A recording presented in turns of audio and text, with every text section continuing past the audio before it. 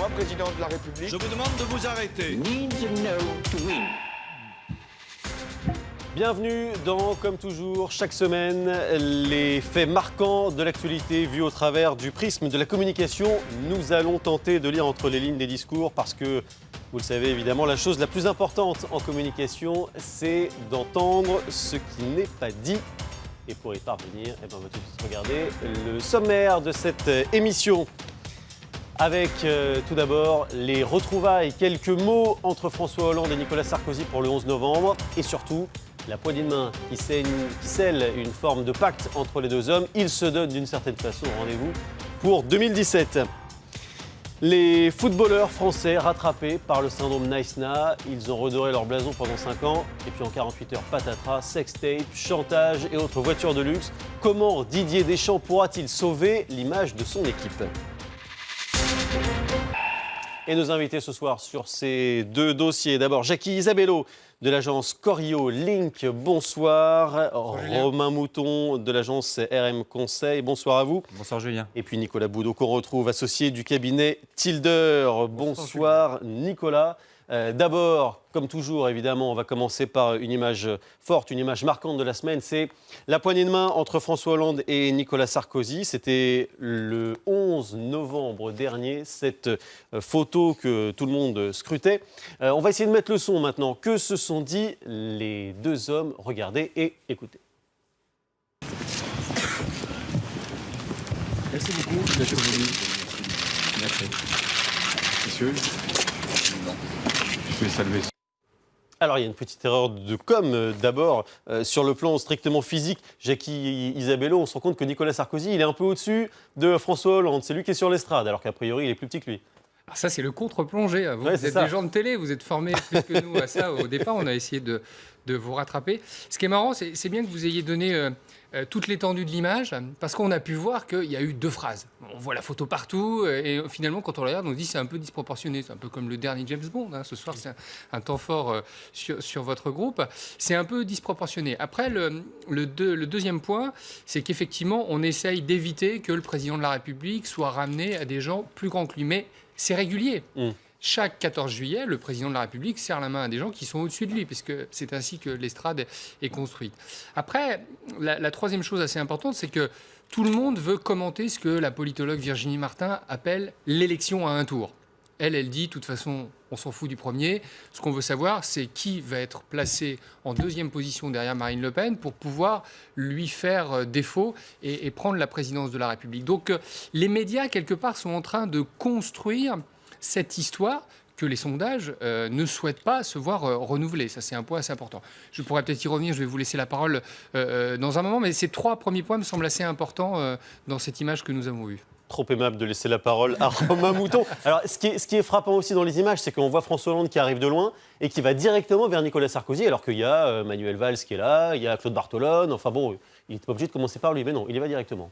Oui, mais ça, c'est un principe républicain classique, c'est-à-dire que tous les anciens présidents de la République ont été invités. Valéry Giscard d'Estaing a été invité, Jacques Chirac a été invité, et s'ils avaient pu venir, ils seraient venus.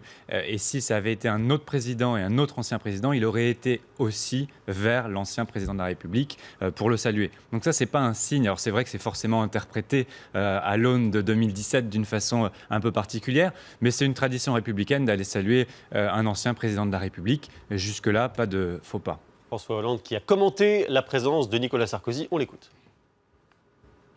depuis que je suis élu président de la République, j'ai toujours invité dans toutes les cérémonies patriotiques les anciens chefs d'État. Nicolas Sarkozy, jusque-là, n'avait pas manifesté cette volonté. Il est là aujourd'hui, très bien. Moi, je souhaite que ces cérémonies soient des cérémonies de rassemblement, de réunion au-delà des clivages, au-delà de ce qui a pu se produire dans l'histoire de la République. Nous sommes tous ensemble par rapport à ces enjeux-là, les valeurs de la République. Elles appartiennent à tous. Alors c'est vrai que c'est une tradition républicaine, Nicolas Boudot. Cela dit, jusque-là, Nicolas Sarkozy, il avait toujours refusé. Elle a un sens, sa présence, particulièrement cette année. Oui, c'est le lancement de la campagne de 2017. Une fois de plus, on n'arrête pas de la lancer, cette campagne de 2017, mais cette fois-ci, on est véritablement dedans. dans un an, jour pour jour, les primaires à droite. Et puis ensuite, on sera très très vite en mai 2017. Et finalement, je crois que les deux hommes ont envie d'en découdre, même si François Hollande, dans ses propos, est magnanime. Et puis, dans l'ordre républicain des choses, il met un petit tacle en passant. Ouais. Nicolas Sarkozy n'est jamais venu, c'est la première fois. Enfin, finalement, le revoilà en politique. En un mot, c'est le lancement officiel de la campagne de 2017. Peut-être, comme le disaient Jackie et Romain, un peu surjoué de la part des médias. Mais si Nicolas Sarkozy s'est déplacé hier, c'est pas pour rien. C'est pour donner un signal. Et le signal, c'est le kick-off de la campagne. Et le signal aussi, Jackie Isabello, c'est qu'on se rend compte que finalement, ces deux-là, ils ont un peu envie de se retrouver l'un contre l'autre. Je ne sais pas s'ils ont envie. Alors, juste préciser que jusqu'alors, Nicolas Sarkozy n'était pas chef de parti. Oui, bien sûr. C'est la première fois. Ça lui servait peut-être un peu de prétexte. Parti. Alors, le prétexte, il le saisit.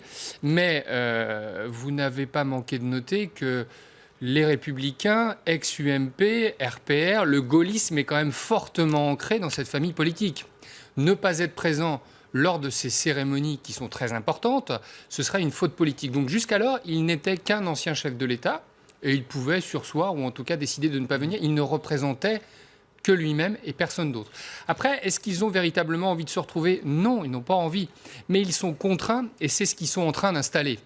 Ils n'ont pas envie de se retrouver, mais ils vont être obligés de se retrouver et c'est sans doute la situation la plus sécure pour eux si on observe ce qui est en train de se passer. Alors, il nous prépare François Hollande.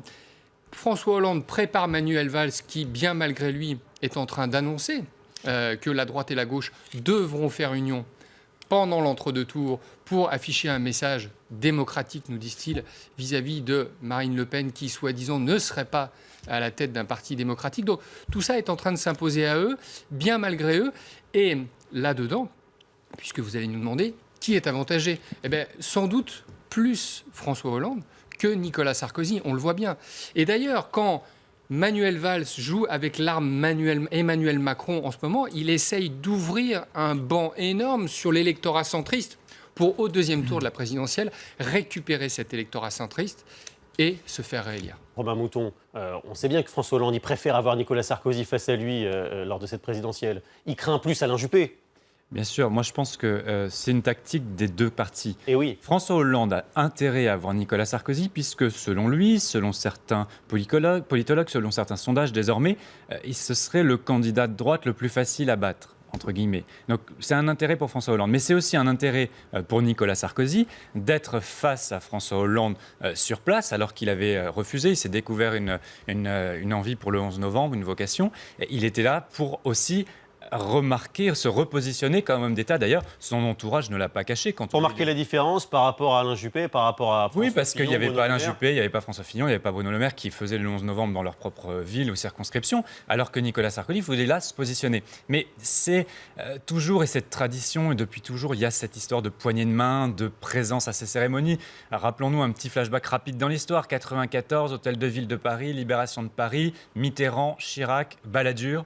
Qu'est-ce que fait Mitterrand ? Il se place à côté de Jacques Chirac, il le traite, il fait une entrevue avec lui, il fait patienter Balladur qui était Premier ministre pendant quelques minutes. Et là, toute la presse a dit Mitterrand choisit Chirac, etc. Donc il y a une valorisation, cette fameuse poignée de main. Donc c'est le jeu politique et c'est effectivement de la com. On va continuer à remonter un petit peu le temps parce que c'est la 9e fois qu'ils se retrouvaient, figurez-vous, depuis le second tour de 2012. Alors, il y a eu des fois plus ou moins marquantes que d'autres. Il y a eu notamment la dernière fois pour la manif pour Charlie. À l'époque, on se souvient de Nicolas Boudot qui avait dû... que Nicolas Sarkozy avait dû jouer un peu des coudes. On le voit ici pour apparaître sur la photo. Il était un petit peu derrière et on sentait que ça ne le rendait pas très, très heureux. Hein. Ça, c'était l'une des fois les plus... Oui, ça c'était un des éléments des événements les plus marquants de leur retrouvailles.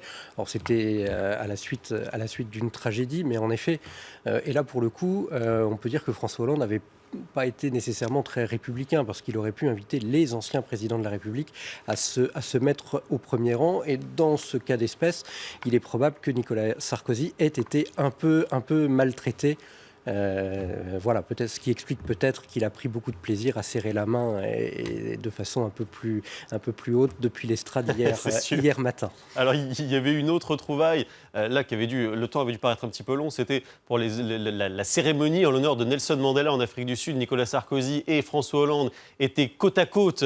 On s'en souvient, hein, Jackie Isabello dans le stade, et puis évidemment, tout le monde avait regardé s'ils se parlaient, et en fait, ils ne se parlaient pas beaucoup. Le temps avait dû paraître assez long à ce moment-là. On aurait bien voulu être une petite souris pour pouvoir savoir ce qui se racontait. Voilà, de temps en temps, ils s'adressaient la parole l'un à l'autre, mais il y avait beaucoup plus de silence comme ça.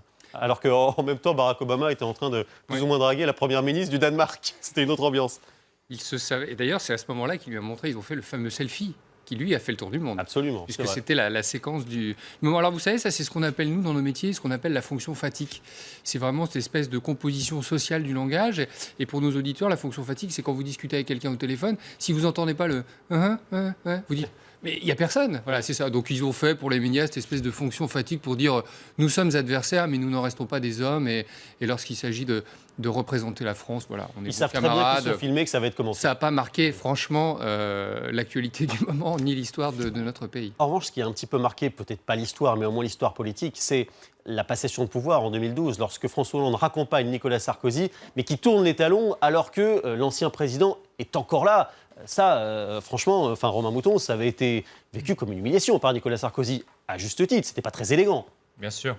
François Hollande n'avait pas du tout été correct avec Nicolas Sarkozy.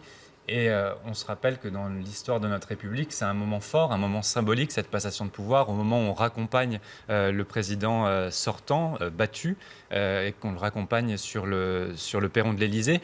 Rappelons-nous Jacques Chirac qui avait raccompagné François Mitterrand. On sentait une humanité, une puissance, une émotion, alors que François Hollande s'était conduit de façon assez déplacée avec Nicolas Sarkozy. Mais à chaque fois, c'est un acte de communication, un choix délibéré et un choix politique. La poignée de main, c'est un moment choisi et calculé. C'est vrai que ça faisait un peu du balai à l'époque.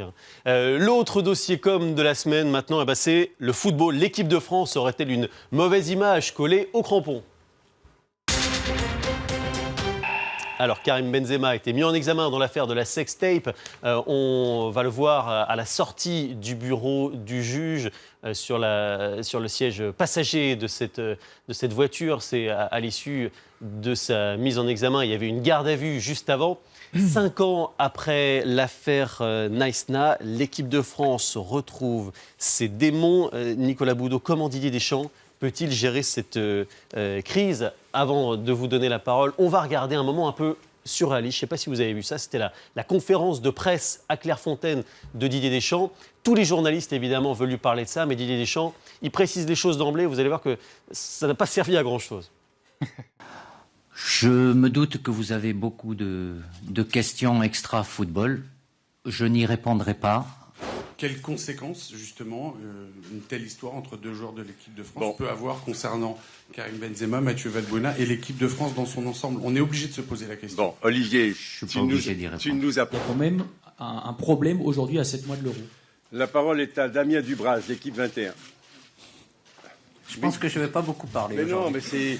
Non, mais c'est la justice qui a dit ça. Là, pour le coup, on n'est pas dans l'hypothèse. Et après, tu as rajouté si. Si. Non, mais ça risque de durer. On connaît les lenteurs de la justice, justement. Bon. Sans passer le mot aujourd'hui. Est-ce qu'il y a des questions sur la liste Damien Dubras, une vraie ?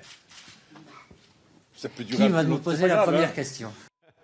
Alors, question donc à Nicolas Boudot. Est-ce que c'est la bonne stratégie, l'évitement comme ça, la non-réponse ? Mais c'est la seule stratégie possible oui face à une telle situation, absolument. Alors, d'abord, l'affaire Benzema-Valbuena, c'est quand même une violation du secret de l'instruction. Donc la commenter, c'est déjà une vraie difficulté en communication. Ça pose un problème de communication sous contrainte judiciaire. Alors, tout ça est sur la place publique. On ne peut pas faire comme si... non, on ne fait pas faire comme si, mais ça, c'est déjà un premier point. Et puis, deuxième point, c'est le seul moyen de préserver l'intégrité de l'équipe de France de football après ce qui s'est passé.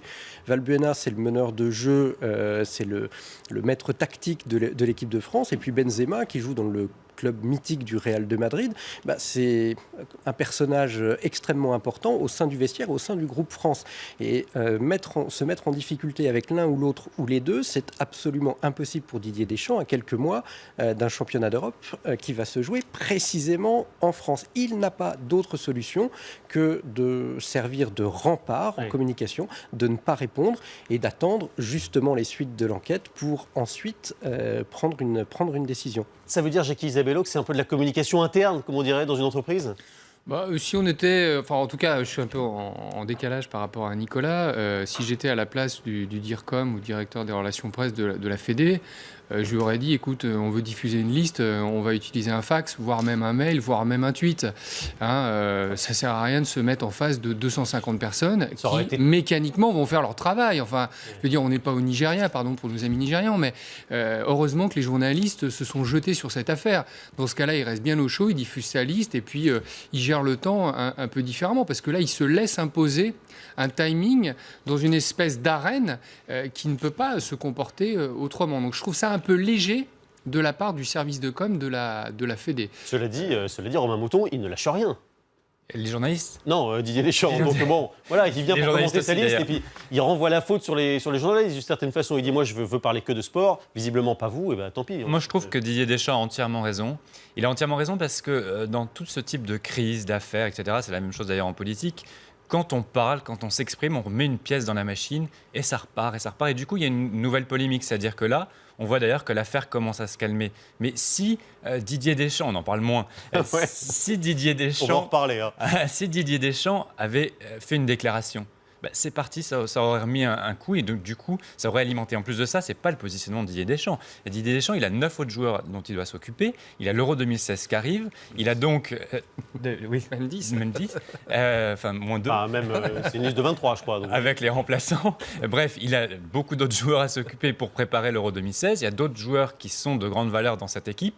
Et donc, Didier Deschamps, en gardant le silence, se positionne et garde son statut d'entraîneur. Et c'est important pour lui de montrer, grâce au silence, qu'il ne se mêle pas des affaires privées, personnelles, et qu'il se positionne sur le terrain du sport, du jeu. En plus, en tant qu'ancien champion du monde 98, il a totalement raison dans cette stratégie. Alors, il y en a un autre dans cette affaire qui va avoir du mal à redorer son blason. C'est justement Karim Benzema. Depuis cette mise en examen, seul l'un de ses avocats a parlé. On l'écoute, Maître Jakubowicz. La maladresse n'est pas un délit. Je rappelle quand même on parle de l'avenir de Karim Benzema quand même. L'un des meilleurs footballeurs de tous les temps de l'équipe de France. On est en train de le mettre en examen et de dire sa place n'est plus en équipe de France parce qu'il aurait de mauvaises fréquentations, parce qu'il resterait fidèle à sa banlieue et à ses copains. Enfin, ça en fait un délit. Enfin, soyons sérieux. Encore une fois, laissons l'instruction se dérouler. Voyons ce que va dire M. Valbuena et puis on en reparlera à ce moment-là. Bon, Nicolas Boudot, c'est pareil, là, il faut laisser des avocats s'exprimer dans ces cas-là ? De la part de Benzema, c'est le seul moyen. D'abord, quand on lit la retranscription des conversations téléphoniques, on aurait peut-être du mal à le comprendre parce que ça reste un français assez approximatif. On va voir peut-être justement un extrait de ces auditions dont vous parlez sur le français un peu approximatif parce que c'est assez intéressant. Il y a une citation qui a été beaucoup commentée. En gros, voilà, je lui ai dit, moi je vais t'arranger la sauce, faut que tu vas voir le mec, il va venir, il va te parler, je te donne ma parole, qu'il n'y a pas d'autres copies. Alors ça, Jackie Isabello, c'est terrible pour l'image des footballeurs. On en revient à l'époque, Zaya, Ribéry, etc. quoi. Alors, sur la comparaison, je suis assez d'accord avec vous. Je ne comparerais pas ça avec l'Afrique du Sud. Je comparerais clairement avec ce qui s'est passé dans l'affaire Zaya. Ouais. C'est des affaires personnelles. Et si je n'aurais pas conseillé à Didier Deschamps de tenir une conférence de presse, et je reste assez là-dessus, je comprends qu'il soit véritablement embarrassé. Parce que lui, sa mécanique, c'est un peu ce que les Américains appellent « who is the victim, who is the villain ». C'est-à-dire que les Américains, quand il y a des sujets comme ça qui sont très, très médiatisés, la mécanique des agences et des professionnels, c'est tout de suite de dire qui va être le vilain, qui va être le mauvais. Il faut être binaire. Et il faut positionner quelqu'un en vilain. Et lui, Deschamps, il est obligé de choisir un de ses joueurs parce qu'il doit préserver absolument le football français. La victime de tout ça doit être l'équipe de France, doit être le football français. Et on comprend que dans la rapidité d'exécution, il est désemparé. Et il est désarçonné. Et de le montrer désemparé et désarçonné comme ça, ne voulant pas répondre à des questions qui sont légitimes, c'est un peu embêtant. Là, vous parlez de Deschamps. L'institution footballistique dans son ensemble. Là, vous parlez de Deschamps. On est sur Benzema. On va entendre également, si vous le voulez bien, l'un de ses anciens agents qui tente d'expliquer ce qui est en train de se passer. Écoutez. Il est très attaché aux amis d'enfance, très attaché au quartier. Il y a des gens qui ont bien réussi leur vie, et puis il y en a qui ont moins réussi leur vie. Et je pense que Karim, par un effet de gentillesse ou pour pouvoir rendre service à quelqu'un, a voulu peut-être parler ou s'en mêler, et malheureusement, ça risque de lui retomber dessus, quoi. Alors cet attachement au quartier, c'est assez intéressant, messieurs, parce qu'il y a encore quelques temps, la presse, elle louait plutôt ça en disant « Regardez, il a su rester simple », alors que depuis quelques jours, c'est exactement le contraire. La presse se déchaîne. Regardez, par exemple, dans Paris Match, il y a des photos, mais alors bling-blingissimes sur Karim Benzema et ses amis. Comment est-ce qu'on peut faire, là on l'a vu avec Rihanna, je crois, comment on peut faire, Nicolas Boudot, pour corriger cette image-là ? D'abord, prendre beaucoup de temps. Oui. Parce qu'il ne faut pas oublier que ces footballeurs sont des modèles pour les Français, pour les jeunes et pour les moins jeunes. Romain Mouton, visiblement, ce n'était pas son modèle. Non, de loin, et pour moi non plus d'ailleurs, confidence pour confidence. Mais malgré tout, il reste des modèles et des icônes. Oui. Et à ce titre-là, corriger l'image écornée d'une icône, ça prend énormément de temps. On se souvient de Zinedine Zidane, toujours dans le monde du foot, qui avait mis un coup de boule en finale de la Coupe du Monde. Il a mis plusieurs années à s'en remettre, et puis il en avait gagné une avant pour la France et avait son statut d'icône. Karim Benzema, pour l'équipe de France, force est de constater qu'il n'a pas fait grand-chose. C'est un joueur important, mais qui a rarement fait gagner son équipe, et il n'est pas intouchable.